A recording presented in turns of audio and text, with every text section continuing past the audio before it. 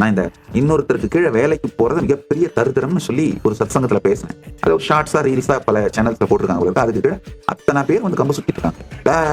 வேலைக்கு போலனா சோறு யார் போடுவாங்க, உனக்கு என்ன நீ சாமி யாரு, உனக்கு யாராவது போடுறாங்க, எங்களுக்கு யார் போடுவாங்க, எல்லாம் கம்ப சுத்திட்டு இருக்காங்க. கொஞ்சம் பொறுமையோட கேளுங்க. நான் வேலை செய்யாதீங்கன்னு சொல்லல, வேலைக்கு போகாதீங்கன்னு தான் சொல்றேன். நல்லா புரிஞ்சுக்கோங்க. இன்னொருத்தருக்கு கீழே வேலை செய்யறது இல்லையா, உங்க வாழ்க்கைக்காக நீங்க திங்க் பண்றத பிரான்சைஸ் பண்ணி விட்டுறீங்கயா. உங்க வாழ்க்கை நீங்க டிசைன் பண்றதையே இன்னொருத்தருக்கு பிரான்சைஸ் பண்ணி விட்டீங்கன்னா நீ வாழறத விட செத்துடலாமே. உங்க வாழ்க்கையை நீங்க டிசைன் பண்ணணுங்கயா.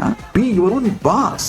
இப்ப என்ன, நான் வேலைக்கு போயிட்டு இருக்கேன் சாமி, சொந்தமா என் தொழில் தொடங்கி நானே ஒரு தலைவனா மாறுறதுக்கு கஷ்டம் சாமி. அப்ப என்ன பண்ண, 1 வருஷம் ப்ராஜெக்டா மாத்திக்கோங்க.